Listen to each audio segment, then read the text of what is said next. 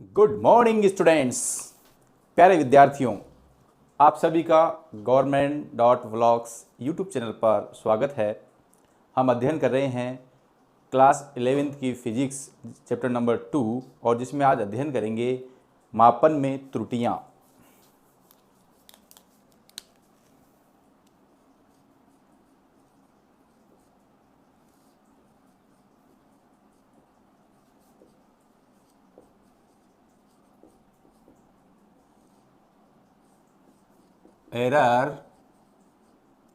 errors in measurement।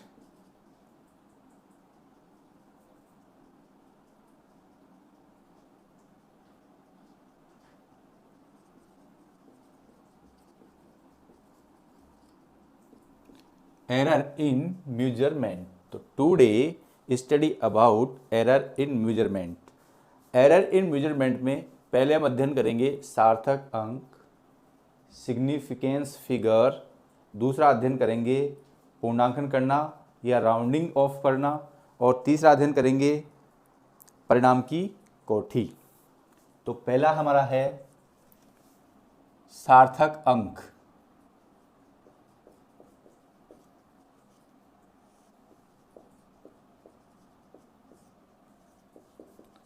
Signification figure.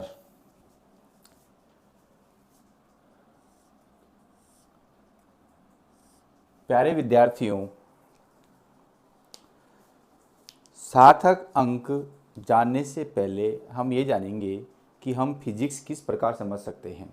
प्यारे विद्यार्थियों, जहाँ तक मैं जानता हूँ या मेरा मानना है कि फिजिक्स भी और सब्जेक्टों की तरह जैसे बेसिक नॉलेज क्लियर होता है तो हर सब्जेक्ट आपको समझने में ईजी होता है। और फिजिक्स में बेसिक क्या है? फिजिक्स में जो बेसिक है, जो आपका अवकलन समाकलन है, सदिश अदिश है, ट्रिग्नोमेट्री है, और जो जैसे दूरी, विस्थापन, चाल, वेग, त्वरण, इनके बारे में यदि आपको जानकारी है और इसके बाद में आपको कोई एमएससी लेवल की फिजिक्स पढ़ाएगा उसको भी आप समझ सकते हो, क्योंकि इनकी जानकारी के बिना फिजिक्स समझना नामुमकिन है। इसलिए आप बेसिक क्लियर कर लीजिए, आपको हर स्तर की फिजिक्स समझ में आएगी।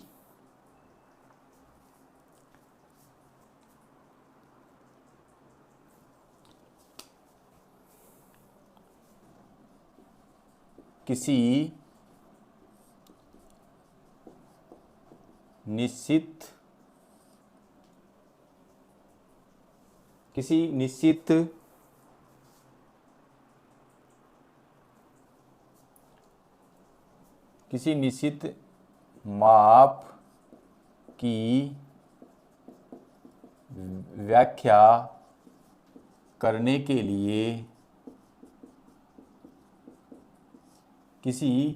माप की व्याख्या करने के लिए आवश्यक अंकों की संख्या को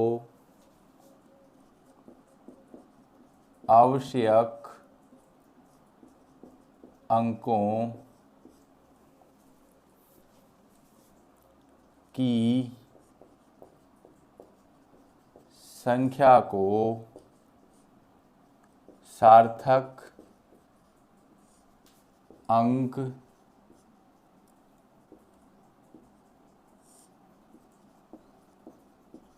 कहते हैं।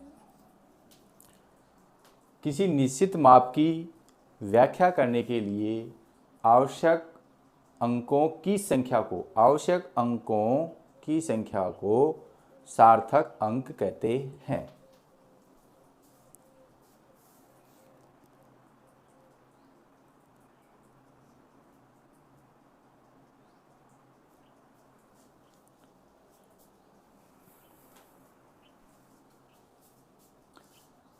किसी भौतिक राशि के मापन में जितने सार्थक अंक होंगे वह मापन उतना ही यथार्थ होगा। किसी भौतिक राशि के मापन में जितने अधिक सार्थक अंक होंगे वह भौतिक राशि उतनी ही यथार्थ और सत्य होगी, उतनी ही यथार्थ और सत्य होगी।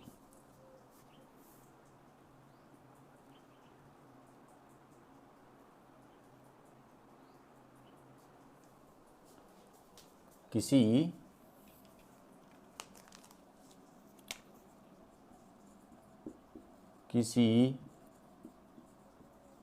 भौतिक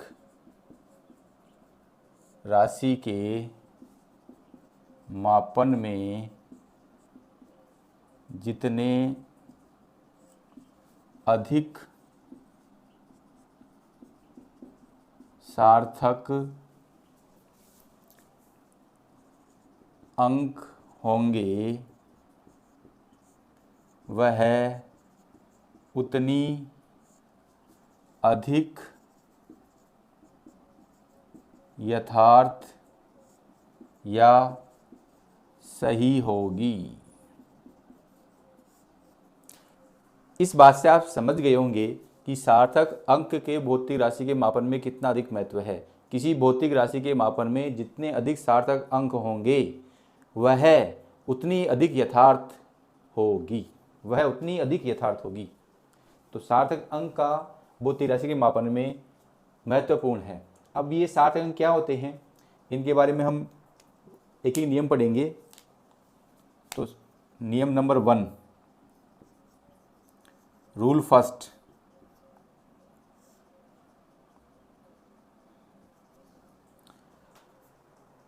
अशून्य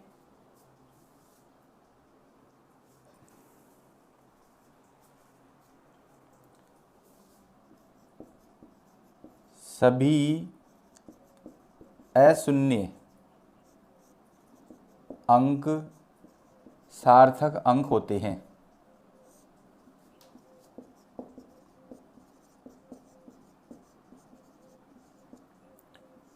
सभी अशून्य अंक सार्थक अंक होते हैं। अशून्य का मतलब है जो शून्य नहीं है। अशून्य का तात्पर्य है जो शून्य नहीं है। अशून्य अंक का तात्पर्य है जो शून्य नहीं है। अतः उदाहरण के लिए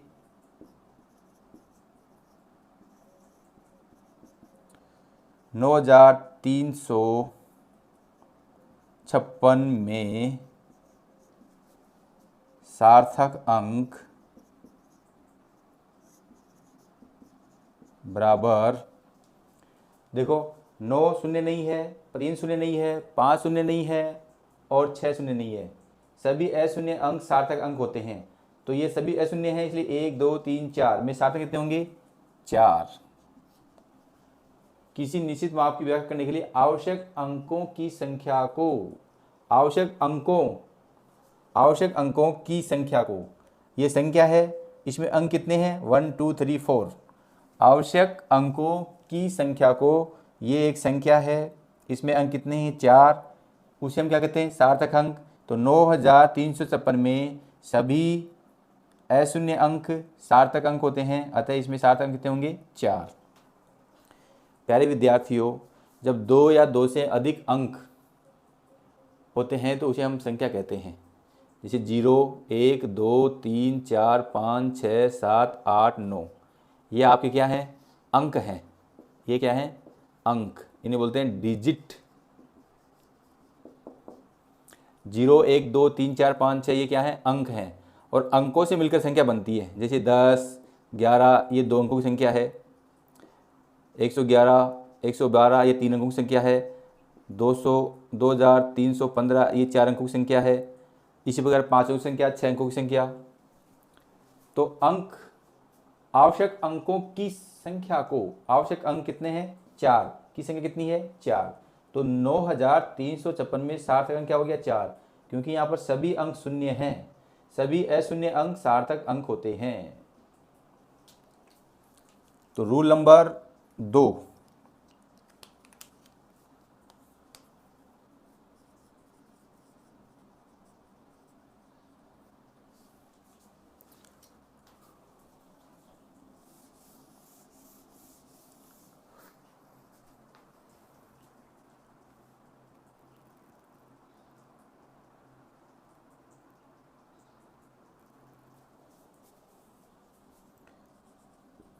दो अशून्य अंकों के मध्य दो अशून्य अंकों के मध्य सभी शून्य सार्थक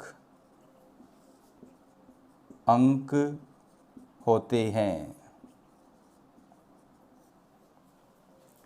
दो अशून्य जो शून्य नहीं है, दो अशून्य अंकों के मध्य सभी शून्य सार्थक अंक होते हैं। उदाहरण के लिए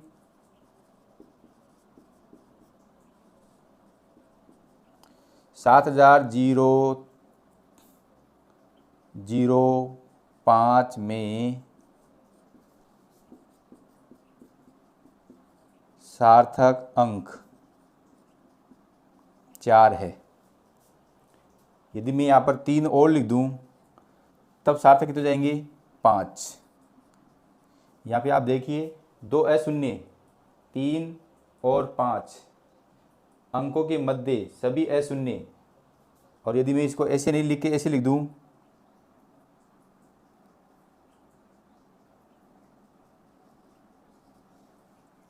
तब भी सार्थक कितने होंगे? 5 होंगे।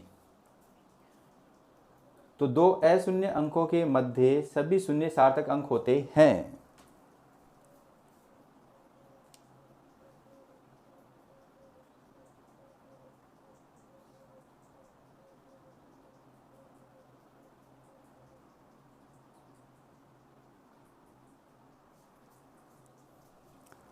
रूल नंबर 3,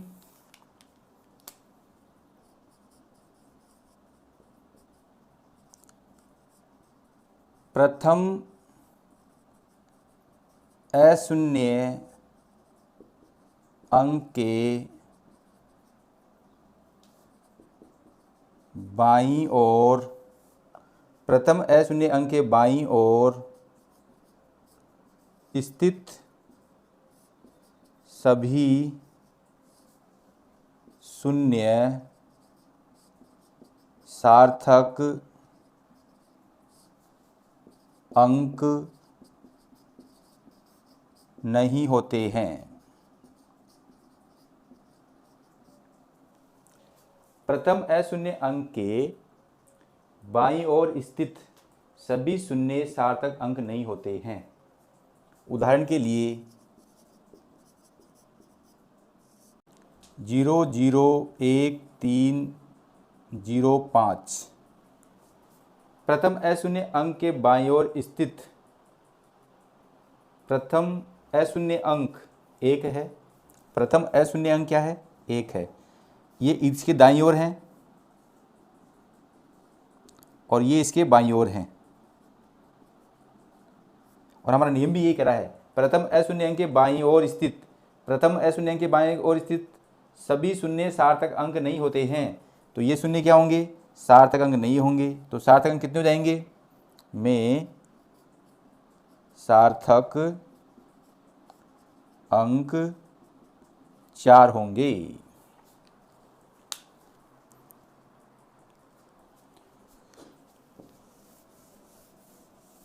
रूल नंबर 4,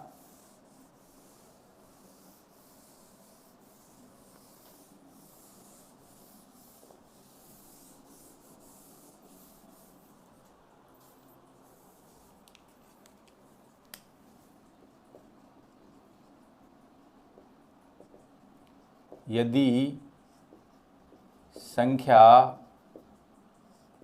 1 से छोटी है यदि संख्या 1 से छोटी है तो दशमलव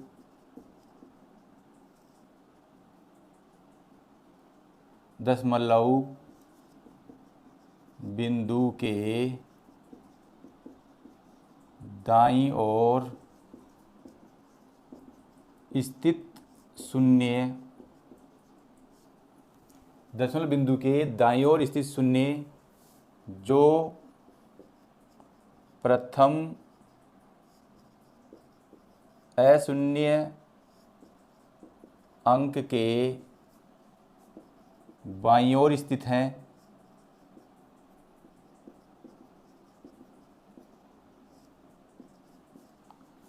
सार्थक अंक नहीं होते हैं, सार्थक अंक नहीं होते हैं। देखो, यदि कोई संख्या 1 से छोटी है तो दशमलव बिंदु के दाईं ओर स्थित शून्य जो प्रथम अशून्य अंक के बाईं ओर स्थित हैं सार्थक अंक नहीं होते हैं। देखो, ये बात उदाहरण से अच्छी समझ में आएगी। उदाहरण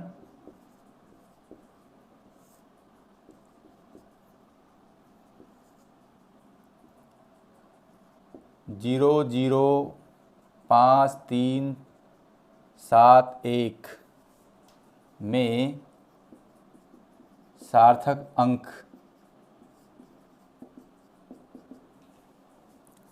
अब सबसे पहले नियम देखो, 0.0053 तो 1 से छोटी है और दशमलव बिंदु, ये आपकी दशमलव बिंदु है। इस दशमलव के ये दाईं ओर स्थित शून्य, ये दाईं ओर स्थित क्या है? शून्य। जो प्रथम अशून्य, अब इसमें प्रथम अशून्य क्या है? 5 अंक के बाईं ओर, ये दाईं ओर है, ये बाईं ओर है। दशमलव बिंदु के दाईं ओर स्थित शून्य जो प्रथम अशून्य अंक के बाईं ओर स्थित हैं सार्थक अंक नहीं है। इसका मतलब ये हुआ कि ये जो दोनों जीरो हैं ये आपके सार्थक अंक नहीं हैं। तो 0.00537 में सार्थक कितने होंगे? 4 होंगे।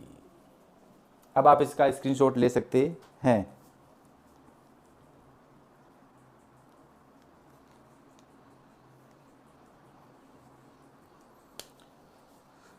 रूल नंबर 5,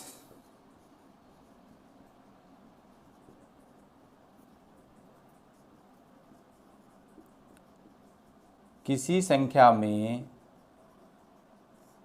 0.0 बिंदु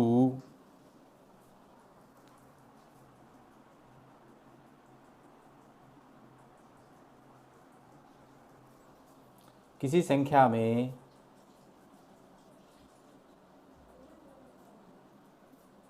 जिसमें दशमलव बिंदु हो, किसी संख्या में जिसमें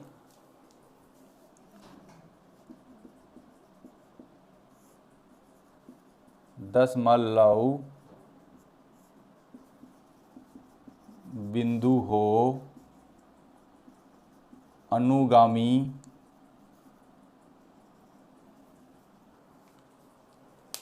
किसी संख्या में जिसमें दशमलव बिंदु हो, अनुगामी शून्य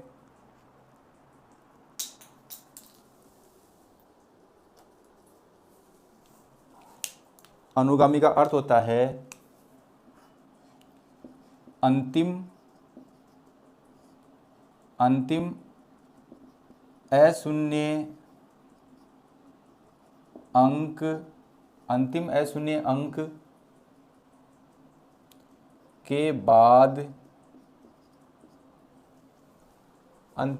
अंक के बाद स्थित शून्य। किसी संख्या में जिसमें दशमलव बिंदु हो, अनुगामी का मतलब ये होता है अंतिम अशून्य अंक के बाद स्थित शून्य। किसी संख्या में जिसमें दशमलव बिंदु हो, अनुगामी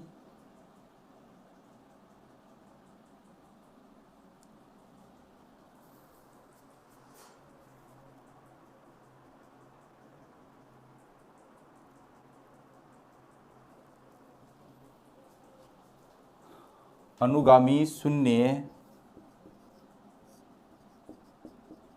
सार्थक अंक होते हैं। उदाहरण से आप देखिए, 0.7350 में सार्थक अंक ज्ञात कीजिए।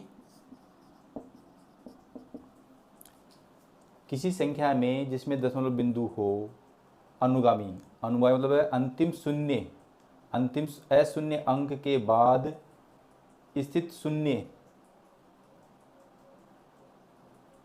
अनुगामी शून्य सार्थक अंक होते हैं। तो 1 2 3 4 5, इसमें सार्थक अंक कितने होंगे? 5। देखो अनुगामी का मतलब है अंतिम शून्य, यहाँ पर कितना, अंतिम अशून्य अंक कितना है? 5 के बाद स्थित शून्य, के बाद स्थित शून्य यही है।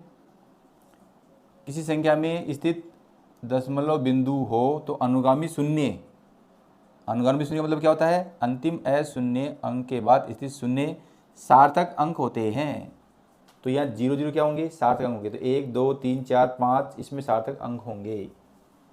Rule number 6। अब आप इसका स्क्रीनशॉट ले सकते हैं।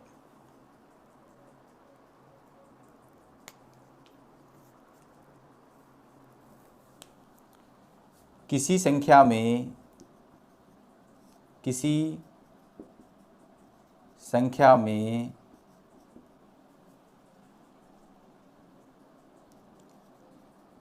0.0 बिंदु के बिना, किसी संख्या में दशमलव बिंदु के बिना अनुगामी शून्य सार्थक अंक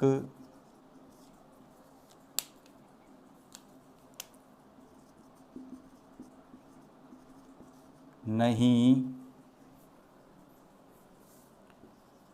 होते हैं। किसी संख्या में दशमलव बिंदु के बिना अनुगामी शून्य सार्थक अंक नहीं होते हैं। उदाहरण के लिए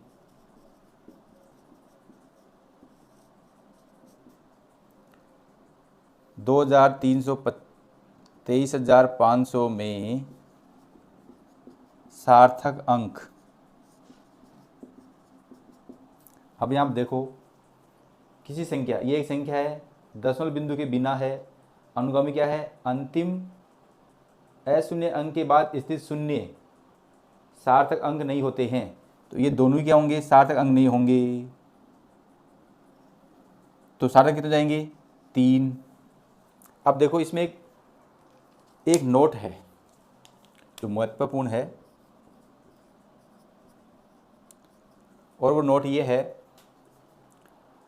किसी संख्या में दशमलव बिंदु के बिना अनुगामी शून्य सार्थक अंक नहीं होते हैं। यदि किसी संख्या का वास्तविक मापन किया गया है, यदि किसी संख्या का वास्तविक मापन किया गया है, उस स्थिति में अनुगामी शून्य सार्थक अंक होते हैं। यदि किसी संख्या का सार्थक मापन किया गया है तो उस स्थिति में अनुगामी शून्य सार्थक अंक होते हैं।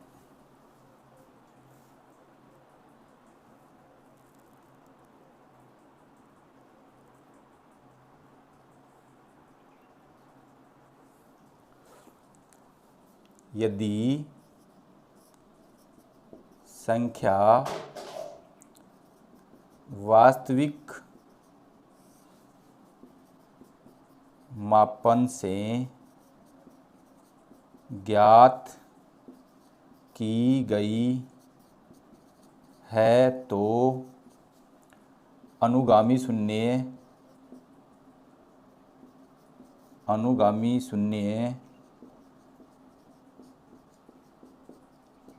सार्थक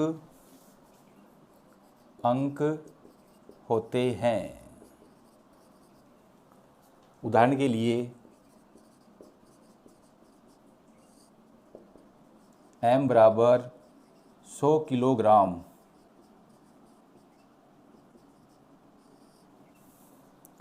में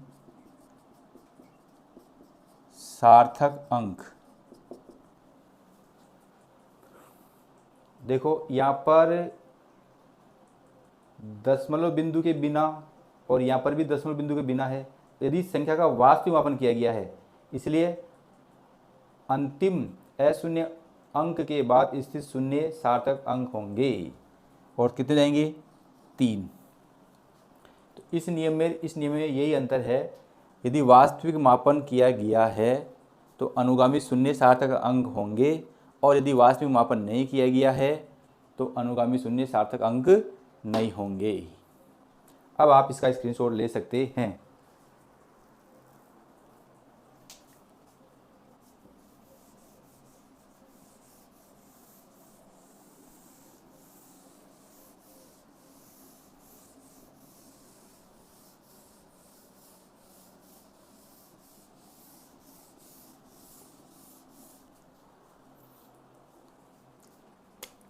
रूल नंबर 7, 10 की घातों को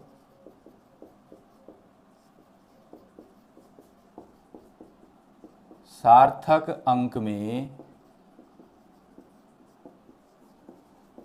नहीं गिना जाता है।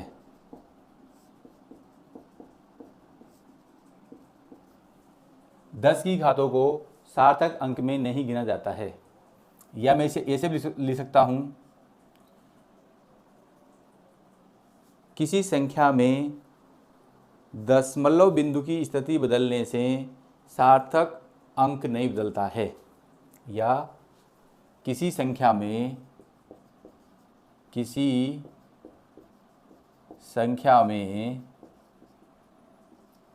दशमलव की स्थिति बदलने से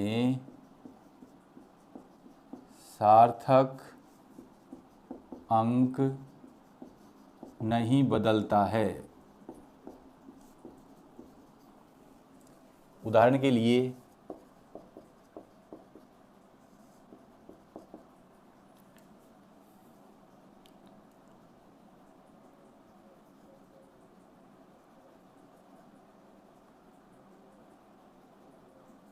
में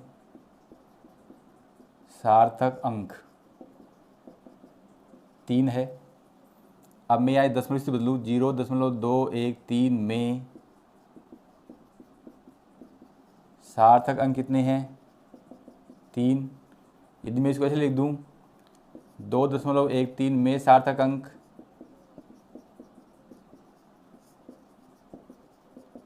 तब भी 3 है।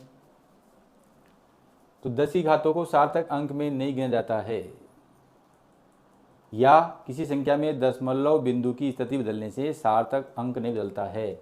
दशमलव पहले 1 अंक छोड़ के था, फिर 3 अंक छोड़ के है, फिर 2 अंक छोड़ के है, परंतु तीनों ही स्थितियों में सार्थक अंक कितना है? 3। अतः किसी संख्या में दशमलव की स्थिति बदलने से सार्थक अंक नहीं बदलता है, या 10 की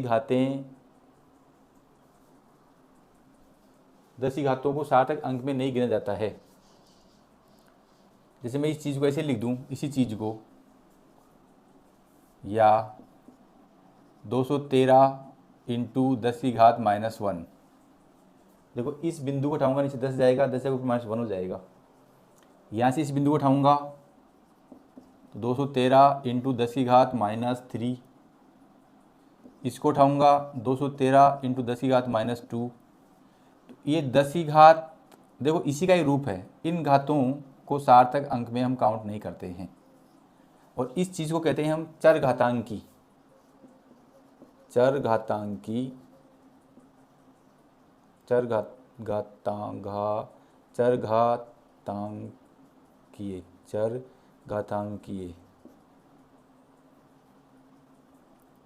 फलन, चरघातीय फलन,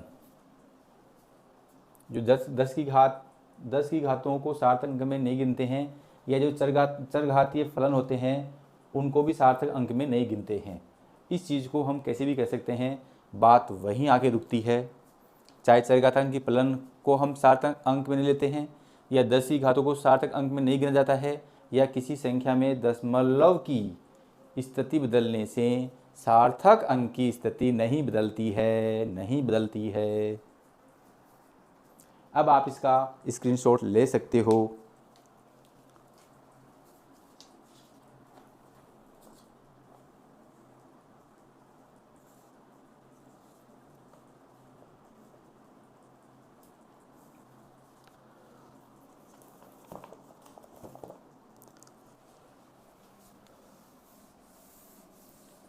ये अपना सार्थक अंक का टॉपिक खत्म। पूर्णांकन करना। दूसरा इसमें है पूर्णांकन।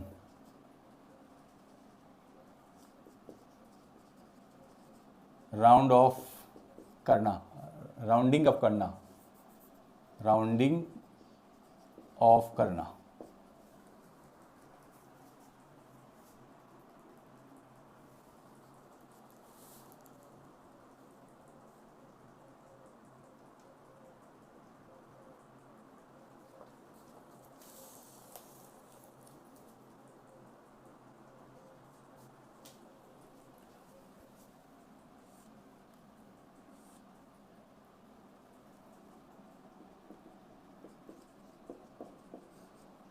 किसी भी गणना का परिणाम, किसी भी गणना का परिणाम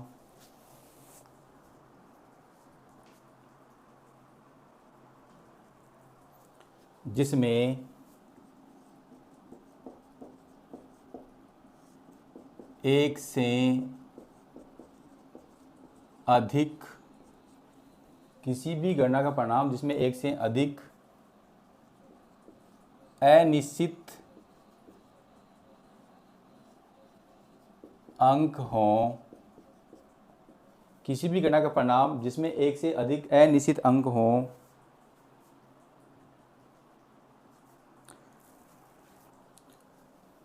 उचित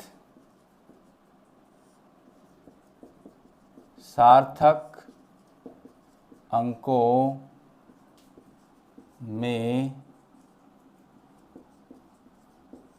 लिखने, किसी भी गणना का परिणाम जिसमें एक से अधिक अनिश्चित अंक हो उचित सार्थक अंकों में लिखने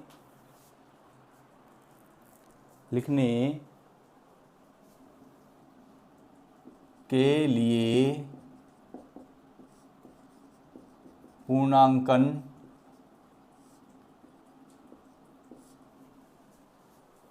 किया जाता है।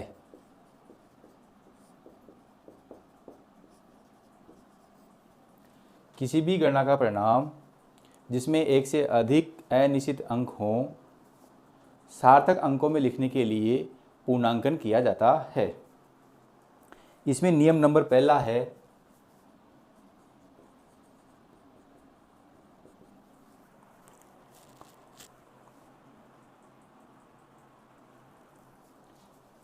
यदि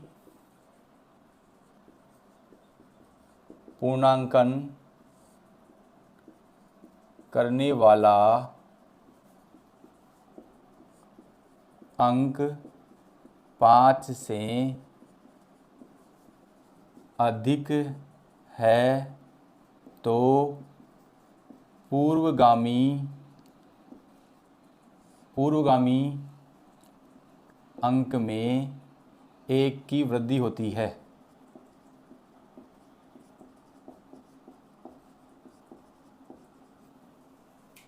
यदि पूर्णांक करने वाला अंक 5 से अधिक है तो पूर्वगामी अंक में 1 की वृद्धि होती है। उदाहरण के लिए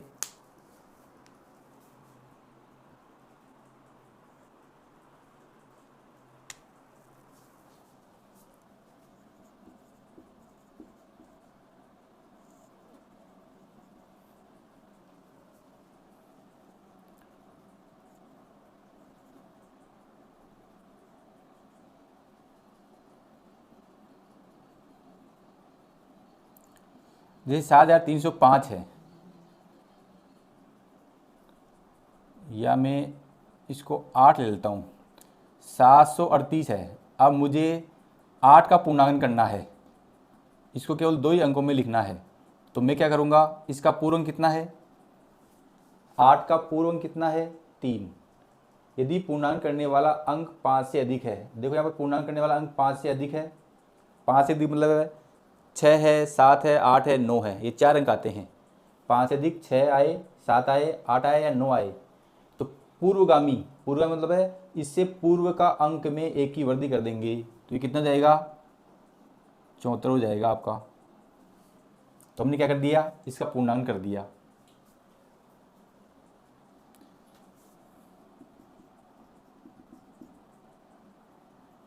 थ्री दशमलव 39 स्थित है, इसका पूर्णांक करना हो तो 3 दशमलव, इसका पूर्णांक कितना है 3, तो 4 हो जाएगा। रूल नंबर 2, यदि पूर्णांक करने वाला अंक 5 से कम है तो पूर्वगामी अंक अपरिवर्तित रहता है। यदि पूर्णांकन करने वाला अंक 5 से छोटा है तो पूर्वगामी अंक में कोई परिवर्तन नहीं होता है।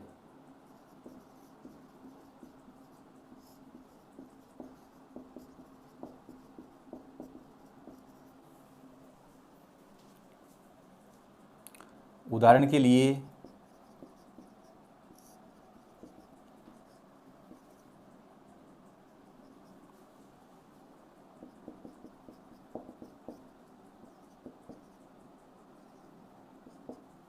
हम इसमें परिवर्तन कर रहे हैं, ये 5 छोटा है तो 73 बचेगा।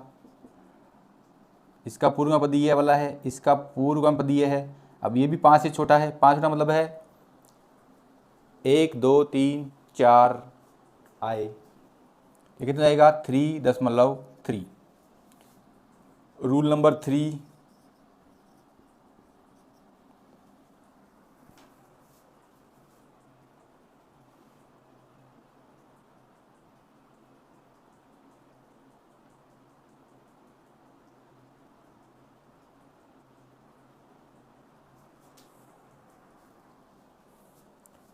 यदि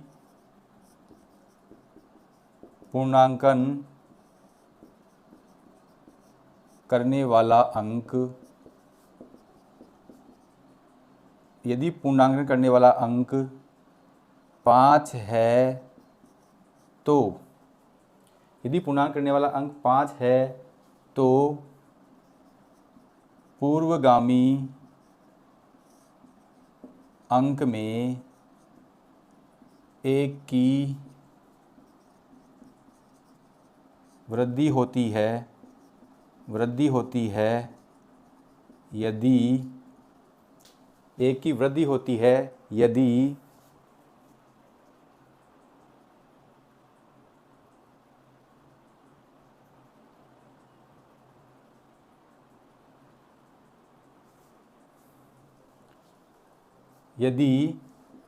वह विषम है और 1 की वृद्धि होती है यदि वह विषम है और अपरिवर्तित रहती है यदि वह सम हो। यदि पूर्णांक करने वाला अंक 5 है तो पूर्वगामी अंक में 1 की वृद्धि होती है यदि वह विषम हो।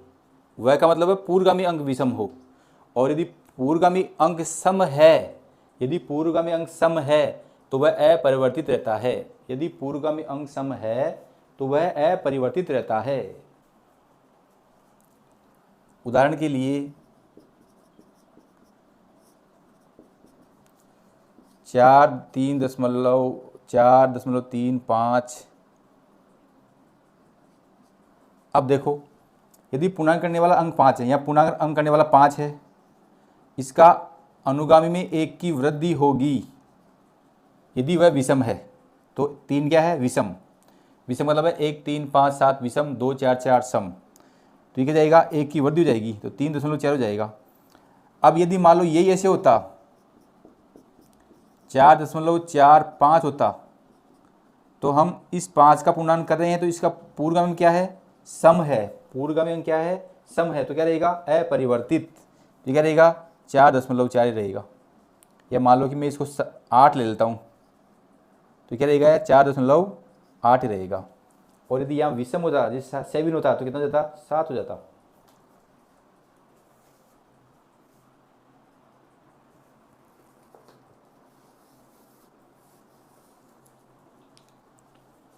अब आप इसका स्क्रीनशॉट ले सकते हैं।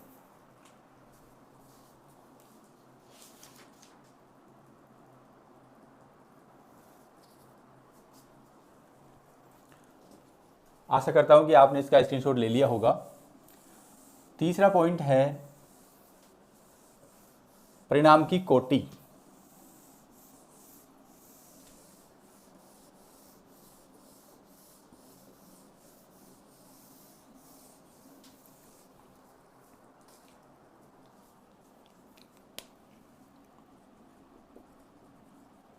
परिमाण की कोटि।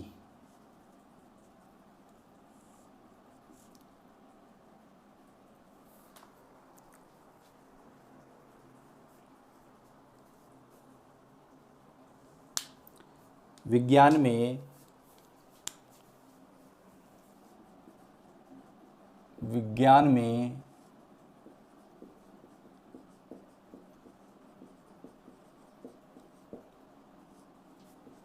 संख्याओं को m × 10⁻x के रूप में व्यक्त किया जाता है। विज्ञान में संख्याओं को m × 10⁻x के रूप में व्यक्त किया जाता है, जहाँ m क्या है, 1 से 9 तक के अंक हैं और x क्या है, कोई संख्या है।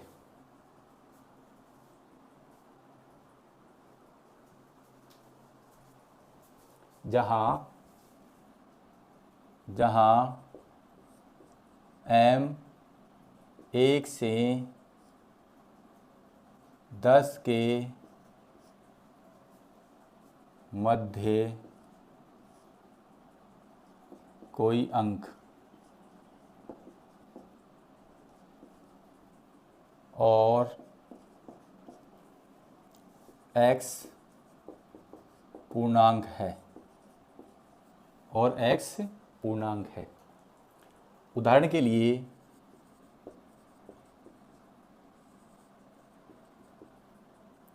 के लिए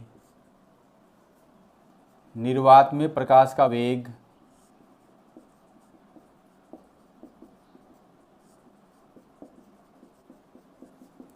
3 × 10⁸ मीटर प्रति सेकंड होता है।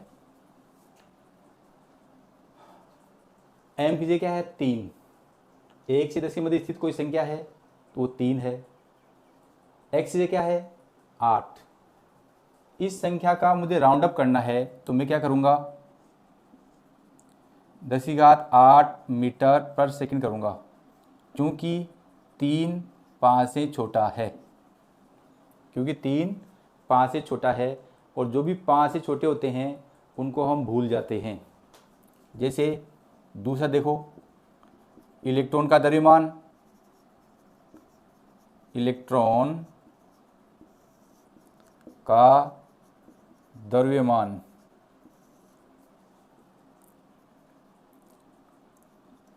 9.1 × 10⁻−31 kg होता है। अब मैं इसका पूर्णांक करूँगा, क्योंकि यहाँ पर जो 9.1 है वो 5 से बड़ा है,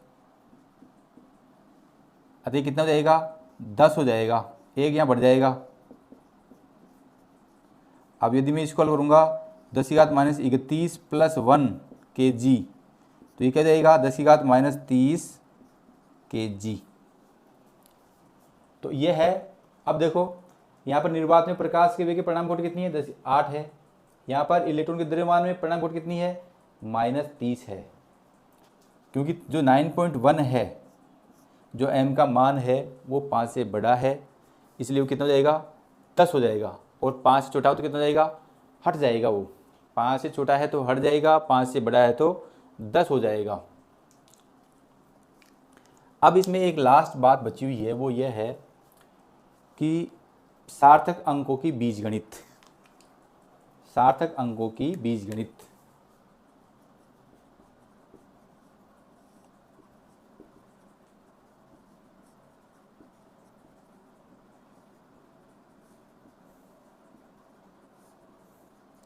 देखो हमारी गणित में 4 संक्रियाएं होती हैं, जोड़, घटाव, गुणा और भाग।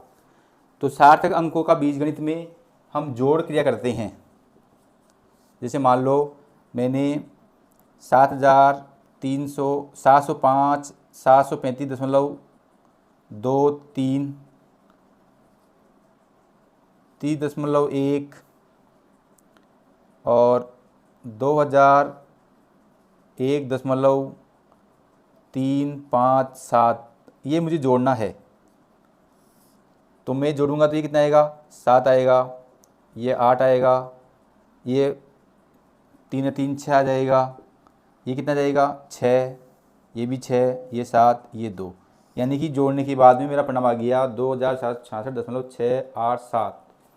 अब मुझे दशमलव कहाँ लगाना है, ये इस बात पर डिपेंड करता है कि जो हमारी जिन संख्याओं का हम योग कर रहे हैं, जिन संख्याओं का हम योग कर रहे हैं, जो दशमलव के बाद में कम अंक आ रहे हैं, जिस संख्या में दशमलव के बाद कम अंक आ रहे हैं उतने अंक छोड़ के हम दशमलव लगाएंगे। तो देखो 30.1 है तो यहाँ पर दशमलव के बाद में 1 अंक आ रहा है, यहाँ पे 2 आ रहा है, यहाँ पर 3 आ रहा है, तो सबसे कम किस में आ रहा है यहाँ पर, तो हम 1 अंक छोड़ के लगाएंगे इसमें। तो कितना आएगा 2766.। देखो ये 5 से बड़ा है तो इसका आप पूर्णांकन करेंगे तो 1 अंक की वृद्धि जाएगी, 7 आ जाएगा। इसी प्रकार हम घटाव में करते हैं और इसी प्रकार हम गुणा और भाग में करते हैं। जिस संख्या में दशमलव के बाद में जितने कम अंक होते हैं उस अंक से राउंड अप कर देते हैं या पूर्णांकन कर देते हैं। उदाहरण के लिए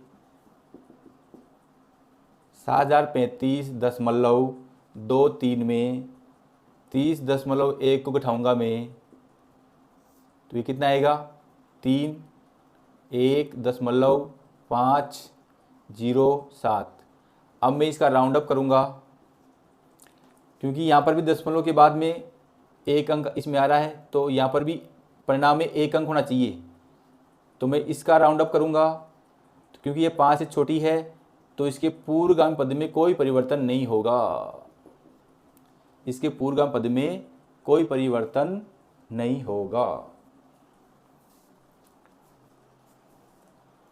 आप मेरे वीडियो को लाइक, कमेंट्स और सब्सक्राइब करना नहीं भूलें। Thank you.